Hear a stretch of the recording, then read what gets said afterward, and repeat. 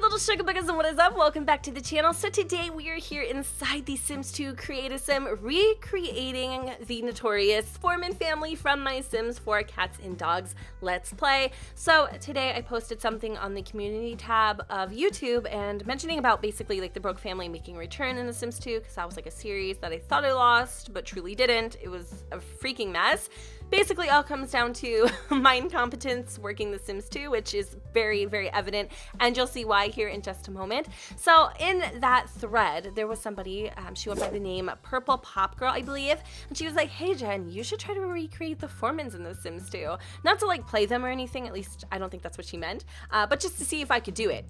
And I was like, you know what, Purple Pop Girl, was good. I've got this one in the bag, sister. No. It was probably around this point where I realized, girl, done and messed up. Even though I was in way too deep at this point, I wanted to push through just to see how close I could get to the actual Forman family. So let me just take you way back to like 2004 or whenever this came out.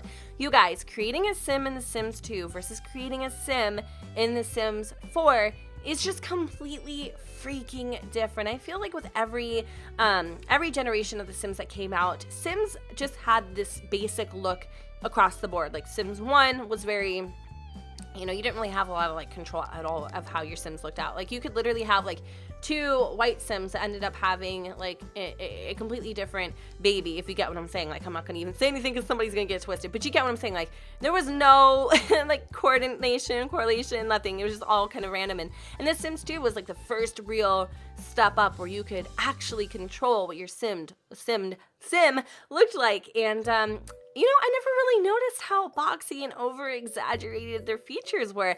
And I actually think, you guys, because this is my first experience ever with creating Sims, period, and being able to manipulate and control their features, I actually think this is where the small nose, big lips, big old eyes, and like exaggerated features came from. Now, get what I'm saying? Like how I create my Sims present day, it's all due to The Sims 2. Like it makes sense.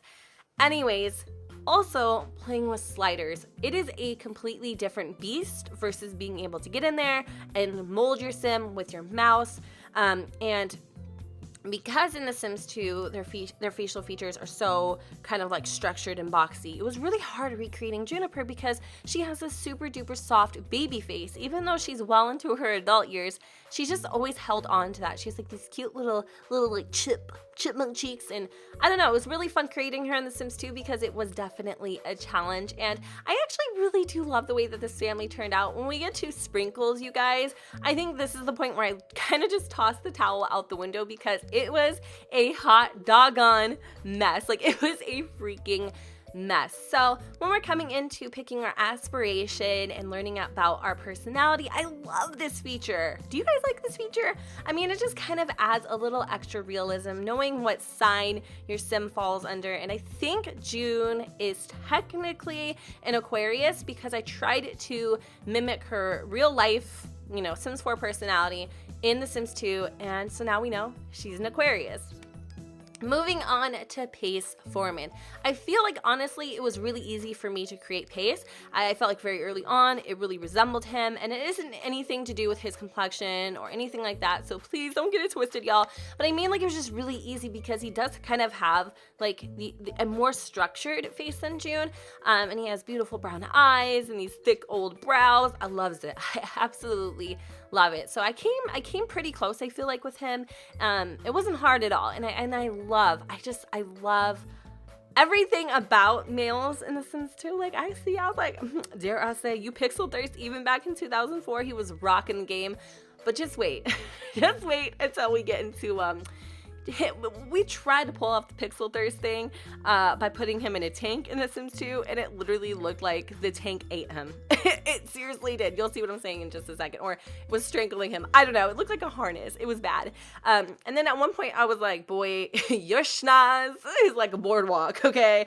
On the pier of, how do you say? What is it like? Where's the pier? I forgot. Oh my God. Santa Monica Pier with the boardwalk. Like you literally have like a Ferris wheel on top. It was exaggerated. Nobody's nose looked like that. It was bad. And then what I love about it, about The Sims 2 in general is like when you click a feature, it like bounces. It's like super cool. It's like ahead of its time. I'm like, yes, bitch. Like I like the animations. It's really cartoony actually. And I never noticed that. You know, I really didn't. Coming into The Sims 4, my biggest, I guess, concern was how cartoony it was. Not really realizing how cartoony The Sims 2 is until I went back to it. Anyway, here we are choosing an outfit for Mr. Pace Foreman. I was like, I want him to wear exactly what he does in The Sims 4 in the beginning of time, where we are just like all drooling over his muscles and his tank top, y'all. But there is just something, no. Do you see? I mean, it don't look right. It literally looks like he took one of his tank tops and made it into a crop top. He's got his midriff showing, his box is hanging out. His mother would be so disappointed at him. So I quickly had to put him in a cable knit. However, I will say his formal wear just makes him look so dang it dashing. I love the outfits in The Sims 2. I really do. If we could pull some of this back into The Sims 4, I would be one happy camper. Even the outerwear and all that kind of fun stuff. I hope they emulate that in the Sims 4 when Seasons comes, if it comes. And I also gave Pace some glasses like he has in The Sims 4. They look like the same pair, to be honest. And playing with his personality, I think he ends up being a Cancer. So June's an Aquarius. Pace is a Cancer. Now, can we talk about the turn on and the turns off? This just shows you the mentality of the early 2000s, where not everybody took everything so personally or offensively. Because if you guys notice, you can pick fatness as a turnoff. Now, if The Sims was to put that in game present day, I can honestly tell you that there would be so many people angry, so many people upset, so many people down their throats. And do I feel like that is justifiable? Yeah, I kind of do. I don't know. That's just me. I feel like the game now is a lot more kind of, I don't want to say toned down, but like even the animations in The Sims 2, they like butt grab and stuff. I don't know. What do you guys let me know? That's going to be the question of the day. Would you find the turn-offs that they have in The Sims 2 offensive present day? I'll word it better, but you get what I'm kind of saying. Anyways, here we are creating Miss Clementine Foreman, and honestly, you guys, I'm proud with how she turned out because I do feel like her version in The Sims 2 captivates how she is in The Sims 4. Her sass, her complexion, her features, her hair, everything just looks like her, and I really didn't feel like I was kind of missing out on anything, really, to be honest.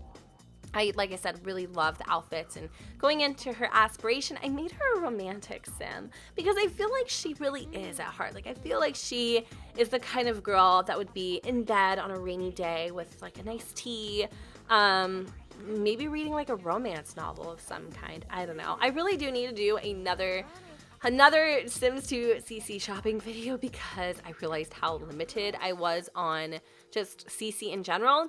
Now we're going on to creating the twins. So there's Maddox and there's Nixon. Just for those who don't follow the Formans, they are twins, but they aren't identical. They are actually fraternal. So that means they're different.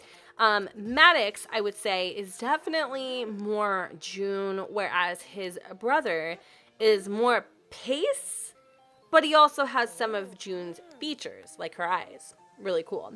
So I think that even though he kind of looks like one of the Alfred and the Chipmunks or whatever the heck they're called, I don't even know, Allie and the Chipmunks, whatever it is, Chippendale, no, that's not right either. Even though he looks like one of those, I promise you when he ages up, he looks amazing. So Nixon, I really like Nixon. You know, even in The Sims 4, I think he as he grew up, he was such like the little runt of the family. You know, he didn't have a voice, he was very shy, but as he's getting older, I'm noticing that he's actually becoming increasingly defiant, realizing that acting out gains him attention and he likes it, which is interesting because I feel like he thinks that like Clem and Maddox have always been in the limelight because, I don't know, I really don't have a reason, but I'm noticing it. Maybe he just really likes the attention. I'm not exactly sure. Anyways, creating him in The Sims 2, I kind of got the vibe that he was just like a sweetheart. I didn't feel any of that kind of hostility that he possesses in The Sims 4, which is kind of interesting. And I made him a Leo like his brother. So here it comes, where the curtains start, you know, going up, and the poop show begins. Creating sprinkles. Well, I realized when you choose a breed, there's like 6 to choose from, which is very unrealistic. I've also seen how ugly, sorry, hate to say it, but the Sims and the Sims, or the pets in the Sims 2 are hideous. They are freaking ugly. And I'm not talking about dogs or pets in general. I'm just saying these pixels are not cute. And creating a corgi when you don't have the breed option was really freaking hard. And so I tried and I tried and I tried, you guys, and I was in stitches. I was laughing. I had legitimate tears down my eyes. And I'm like, am I going to post this video because this is such a freaking flop? Like, this is terrible. Lord help me. I ended up just picking a random breed that I felt like looked like her the best and went with it. And basically that was a wrap. Long story short, I'm pretty satisfied with the way the family turned out. If there is a way for me to make this family available for download for you guys that have The Sims 2, let me know in the comments down below.